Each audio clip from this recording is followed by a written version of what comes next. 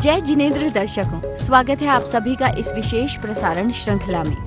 अन्य दिनों की तरह अनुष्ठान के 36वें दिन यानी 8 सितंबर 2022 की प्रातःकाल सभी भक्तों ने मंदिर जी में श्री 1008 त्रिनेत्रधारी भगवान आदिनाथ के समक्ष पूर्ण भक्ति भाव से जन अभिषेक किया।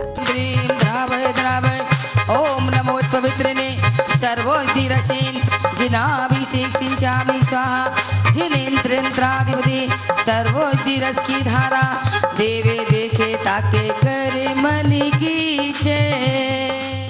अभिषेक के उपरांत भक्तों ने भगवान की पावन शांति धारा संपन्न कराई। चतुर्मुक्ता सत्य सौक्त प्रांत अष्टमूर्ति कल्याणकार का सर्वसाधु जनमंदा सर्पावधंकरा सर्वसाधु समृद्धो परिशुद्धो पापनाशना चिन्मात्रा चिदानंदो चेतनो चेतव सगलदेव मुक्तकर संतुष्टो निरागो परमेश्वरा। शांति धारा के संपन्न होते ही संगीत के साथ सभी भक्तों ने भगवान का मंगल पूजन किया। ओम उत्तरकाल पूजित लोचाचार पद्य सब साधु अनादि जनगतमागतम जिनचेता लभ्यो काम बाण विनाशताय पशुम नरपाम थी स्वाहा। ओम उत्तरकाल पूजित लोचाचार पद्य सब साधु अनादि जनगतमागतम जिनचेता लभ्यो अरिष्टकम नैना धूपम नरपाम थी स्वाहा।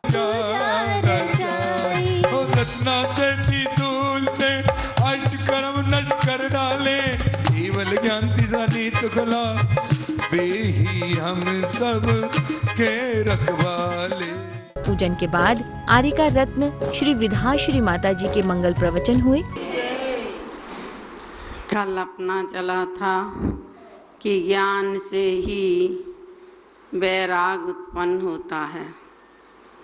अब आज कहते हैं कि जो आत्मानुभवी पुरुष हैं उन्हें जगत कैसा लगता है, कैसा दिखाई देता है। निशाम्याति निशेषम मिन्द्रजालोपमं जगत् स्पृहत् आत्मलावाय गत्वा अन्यत्वानि तप्यते। क्या कहते हैं? निशाम्याति ही निशेष, निशेष माने समस्त जगत, समस्त निशेषा जगतः, समस्त जगत उसे इंद्रजालोपमं ज। क्या कहते? जैसे इंद्रजाल अर्थात जादूगर का खेल की तरह निसार लगता है। यह सब जादूगर का खेल है। और स्पृहत आत्मलाभाय निशाम, निशाम माने दिखाई देता है, ऐसा प्रतीत होता है उसे। जब तक प्रतीत ना हो तब तक उसे सही श्रद्धा नहीं है। और कहते हैं, फिर कहते हैं स्पृहत, स्पृहत माने उसे आत्मा के अनुभव की इच्छा होती है और किसी की इच्छा नहीं होती। बस कुछ बोले चाले कुछ भी करे, लेकिन उसे अपने आत्मा का ध्यान होता है। कोई कुछ भी कहे कह लो हैं तो कहते हैं वह स्पृहत आत्मलाभाय, आत्मा के स्वरूप के अनुभव की उसे प्रति क्षण इच्छा होती है।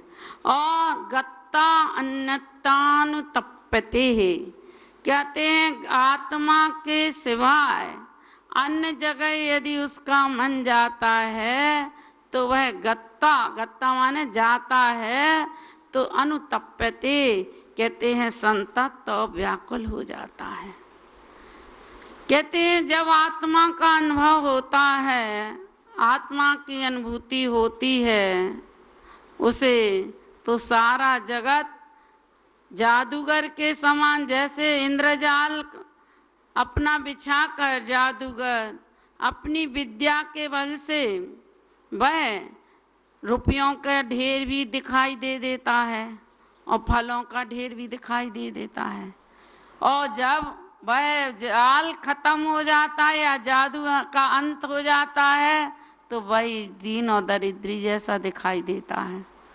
इतना बड़ा पैसा तो था, कहाँ गया? तो कहते सब जादू की तरह उड़ गया है। तो कहते ऐसे ही ये इंद्रिय शरीर इंद्रियों के भोग और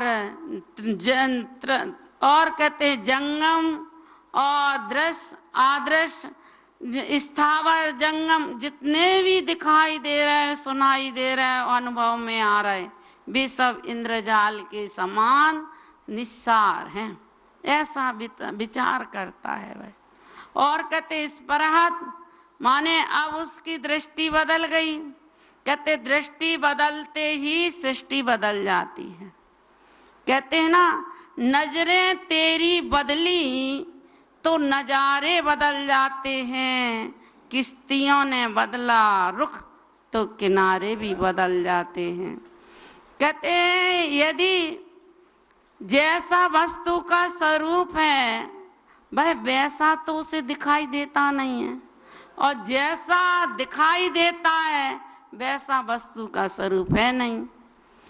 अगर आंखें ठीक हों तो ठीक दिखाई दे, यदि काला चश्मा लगा लेना तो कश्मीर की हरियाली भी उसे काली दिखाई देती है, और यदि हरा चश्मा लगा ले तो कहते रेगिस्तान की बालू भी उसे कश्मीर जैसी दिखाई देती है। तो कहते जैसी दृष्टि होती है उसे वैसा ही दिखाई देता है। रामायण में एक बहुत अच्छा प्रसंग आया है, जब युद्ध समाप्त हो गया तो श्राद्धवास समारोह हो रहा था, सब अपने अपने युद्ध के संस्मरण सुना रहे थे। अब हनुमान जी की बारी आई तो वे भी अपने संस्मरण सुनाने लगे। तो अपने पराक्रम और पुरुषार्थ का वे बखान कर रहे थे। करते करते वहाँ पर पहुँच गए कि माँ सीता जिस अशोक वाटिका में बैठी थी वह बहुत ही सुंदर थी, बहुत ही सुंदर थी, और सारे वृक्ष फल फूल से लदे हुए थे, एक भी वृक्ष निस्सार नहीं था। लेकिन वहाँ जितने भी फूल थे वे सब लाल थे।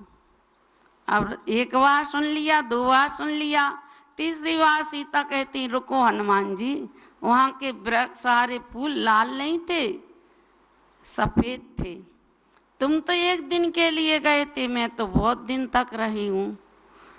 वहाँ के सारे फूल सफ़ेद थे। इतने में दोनों का विवाह चल रहा था। अब श्री राम जी वहाँ पर आ गए तो उनने कहा कि भाई क्या माँ बेटे का क्या विवाह चल रहा है? तो बोले कि ये सीता माँ कह रही हैं कि वहाँ के जो वृक्ष के फूल थे वे सारे सफ़ेद थे, और मैं कह रहा हूँ कि सारे लाल थे। तो बोले दोनों के ठीक है। बोले कैसे ठीक है? एक कोई के या तो लाल कहो या सफ़ेद कहो। बोले बात ऐसी है, जब तुमने लंका में प्रवेश किया था और तुमने सीता माँ को देखा उस गहन वन में और पीड़ाएं देखी तो तुम्हारा क्रोध से तुम्हारी आंखें लाल हो गई थी, तो तुम्हें सारे फूल लाल दिखाई दे रहे थे, और सीता के मन में किसी के प्रति क्रोध नहीं था, सात्विक था, इसलिए उनका मन भी सात्विक था, इसलिए उन्हें सारे फूल सफ़ेद दिखाई दे रहे थे। इसलिए कहते हैं कि जैसे जिसकी दृष्टि में हो, यदि अच्छाई हो तो अच्छाई दिखाई देती है, बुराई हो तो बुराई दिखाई देती है। कहते हैं ना कि सोच बदलो तो सितारे बदल जाएंगे, और सोच बदलो तो सितारे खुद ही खुद बदल जाएंगे। नजरें यदि बदलो तो नज़ारे खुद भी खुद बदल जाएंगे। दिशा बदलने की ज़रूरत नहीं है, किनारे यदि बदलो तो दिशा अपने आप बदल जाएगी। किश्तियों की बदलने की ज़रूरत नहीं है, तुम अपने को बदलो तो भाव तुम्हारे अपने आप ही बदल जाएंगे। इतनी बात कह के आगे इस प्रति जो कल बताएंगे बोलो महावीर भगवान की जय। प्रवचन के बाद सभी भक्तों ने बड़े ही श्रद्धा और समर्पण से विधान किया। श्री माँ की ओर से देवराज घंटाकर जी, महाऋतिक देव, धर्म देवेंद्र राज, भौमिया जी महाराज लक्ष्मी देवी माँ पद्मावती धरणित कुक्कट मामर कुर्माणी पार्स जम्मू से ओमनाथ गंगा देवी करुण क्षमा मानसी शोमकर वंश शिवगिरी श्यांसगिरी शौनागर पन्ना घाटी के समाचार माँ काल काल भैरव दुर्गा काली ब्रह्मदेव तीदेव सोम चंद्राम जतकम ज्ञान उच्छलक कमल गणनीय अर्घ संघ संघ के प्रभार आश्रम आश्रम के भक्तजनों की ओर से घंटा कड़ के दरबार में और जेलखान में बैठे सभी देवी देवताओं की ओर से जला दी अर्घम जयमाला पूर्ण अर्घम निर्वापा पारक चैनल वालों की सेवा विधान करने करवाने वाले की ओर से जयमाला पूर्ण अर्घम निर्वापामिति स्वाहा उत्तम तप धर्मांगाय अर्घम निर्पामिति स्वाहा औषध शास्त्र अभयाहारा। नीचे राग तवेस नीरवार। इसी बीच परम जिन भक्त बाल ब्रह्मचारी इंद्र कुमार इंद्र भैया जी ने अपना मंगल उद्बोधन दिया। स्वर विज्ञान आदि अष्टांग निमित्त हम लोगों ने यहाँ पर हस्तिनापुर में परम पूज्य गुरु माँ गणनीयार का विद्याश्री की महाकृपा से उनको लगता था कि हमारे यहाँ जिन शासन में आत्मविद्या के अलावा बहुत सारी ऐसी विद्या हैं जो हमारा लौकिक और परलौकिक दोनों का सुधार कर सकती हैं। अज्ञानतावश या प्रमाद आलसवश हमारे आचार्यों ने या जो आचार्य अभी हैं वर्तमान में या जो साधु संत हैं उनने इसको एक तरफ कर दिया। महानुभाव, गृहस्थ का जीवन जब तक आनंदमय संपन्नमय नहीं होगा तब धर्म की प्रभावना नहीं होने वाली। जब हमारा गृहस्थ हमारा श्रावक परिपक्व होगा, विवेकवान श्रद्धावान ज्ञानवान होगा, क्रियावान होगा और उसके पास वह संपदा होगी जिससे वह धर्म की सेवा कर सके, तब जाकर के इस धर्म की प्रभावना होगी। खाली मुनि महाराज सोच लें कि हम प्रभावना कर लें, हाँ वो धीरे धीरे पैसा जोड़ के तीर्थ जरूर बना सकते हैं। वह तीर्थ भी शाश्वत तीर्थ नहीं है, उनके व्यक्तिगत तीर्थ हैं और उसमें बना करके और एक पंथ एक मत एक संत का कार्य हो सकता है, लेकिन धर्म का कार्य नहीं हो सकता है। महानुभाव, हमारी गुरु माँ ने विद्याश्री उनकी समाधि के बाद जो हमें आशीर्वाद मिला है वो विद्याश्री आवा मंडल की एक विद्या का एक प्रकार के हमने एक सेल बनाया है जिसमें अष्टांग निमित्त के साथ लोगों के कष्ट और जिन शासन की आत्मा की विद्या का हम प्रभावना करेंगे। हमने धीरे धीरे उसका शोध कार्य शुरू कर दिया है और हमें बहुत सारी अतीत सफलता मिली है और सफलता मिलने के बाद हम अब चाहेंगे धीरे धीरे हम समाज को जनमानस को यह विद्या प्रदान करें। ऐसी गुरु माँ गणनीयार का विद्याश्री माँ जिनकी महती कृपा हम लोगों पर है और उनकी कृपा से जिस शासन की बहुत बड़ी प्रभावना हुई थी और आगे होवेगी, ऐसी गुरु माँ विद्याश्री माँ के चरणों में बार बार नमन करते हैं। अहिंसामयी विश्व धर्म की जय। और इस तरह समापन अर्घ्य समर्पित करते हुए इस दिन के विधान का विसर्जन किया गया। आज घंटा कण महारिद्धिक देव सौधर्म देवेंद्र राज भौमिया जी महाराज लक्ष्मी देवी माँ पद्मावती धरणित कोकटच माँ अम्र कुष्मानी पाठ जमू सत ओमनाथ गंगा देवी करुण क्षमा मानसी सोम के दिशा ज्ञानी भाई समस्त आए ये यहाँ के सोनागिर के पन्ना की घाटी भैरव की समस्त क्षेत्रपाल और गणनीयार विद्याश्री संघ के परिवार आश्रम के भक्तजनों की ओर से जय माला। सायंकाल सभी भक्त पुनः मंदिर में एकत्रित हुए और सभी ने पूर्ण भक्ति भाव से नृत्य करते हुए प्रभु की मंगल आरती उतारी।